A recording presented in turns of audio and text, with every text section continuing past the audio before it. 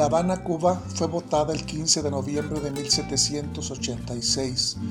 Había salido esta marinera y bella nave, fragata que sería el prototipo de diseño al que la Real Armada aspiraba como buque que oponer a las veloces fragatas inglesas. Año 1804, una de las más rápidas fragatas de la flota española, la Mercedes, había salido del apostadero de Uruguay con una importante remesa de lingotes de oro, plata, cerca de 30,000 monedas reales de a 8 en su mayoría, y una cantidad menor de escudos de oro, estibada convenientemente con todos los medios para una larga travesía. Debía de llegar a Cádiz en un plazo no mayor de 2 meses. Hace ya más de 211 años, cuando estaba a una jornada de navegación de Cádiz y a punto de entregar un valiosísimo cargamento proveniente del Virreinato de Perú, un artero ataque militar británico sin previo aviso. 4 buques de la Armada inglesa dieron caza por Barlovento a una relajada escuadra española que creía estar navegando en un interregno de paz.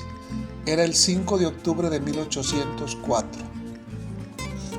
Las intenciones de Graham Moore, comandante al frente de la flotilla inglesa, eran hacerse con las naves sin más preámbulos. Las fragatas españolas, menos artilladas pero de igual porte, arrastraban la fatiga de la singladura oceánica.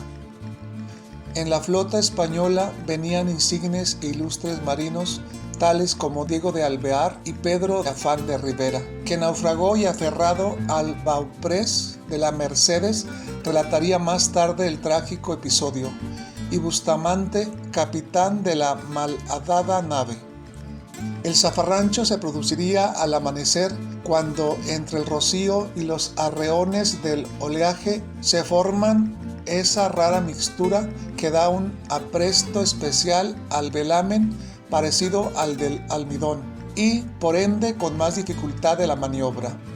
Al toque de diana y sin tiempo para más órdenes, se enviaría aviso a todas las unidades a través de la señal 246, la instrucción de órdenes de combate. Literalmente no hubo tiempo para formar correctamente y a las 2 horas aproximadamente de un combate cerrado e intenso de artillería, la Mercedes se volatizaría hasta la desintegración.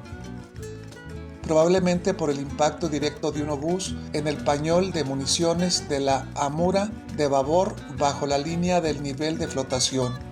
Una casualidad matemáticamente improbable, pero que ocurrió así, tal cual. El capitán Diego de Alvear asistiría a la desaparición casi íntegra de su familia desde la borda de la Medea con su pequeño hijo Carlos, cadete en ese momento. 7 de sus hijos y su compañera en este destino indescifrable rendirían trayecto hacia la eternidad. La fragata se hundió con 275 almas y tan solo hubo 48 supervivientes. Y un siglo de derrotas españolas. Su pecio, encapsulado en el tiempo y a más de 1000 metros de profundidad, fue finalmente recuperado casi en su totalidad por una compañía norteamericana de dudosa fama especializada en rescates submarinos. El silencio que siguió a la deflagración es algo que destacan todas las crónicas de las partes en conflicto en sus informes. Tanto Graham Moore, el comodoro al mando de los salteadores, como el teniente de navío Pedro Afán de Rivera hacen constar el pesar de lo ocurrido.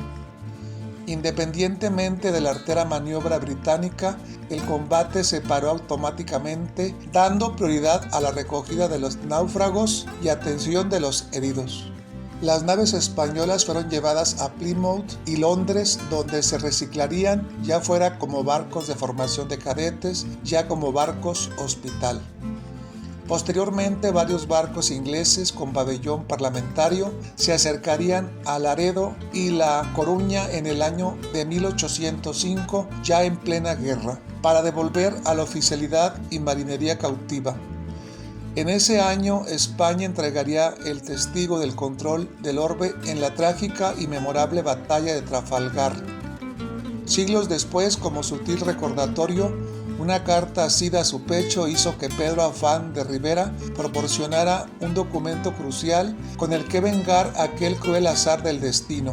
España usó aquella carta clave a la que se aferraba Pedro Afán de Rivera en el litigio por la propiedad de los restos de la Mercedes, que más tarde le conduciría a rescatar ante los tribunales de Estados Unidos el tesoro que el Odyssey recuperó del mar en 2007 y que la fragata española llevaba cuando fue hundida en 1804.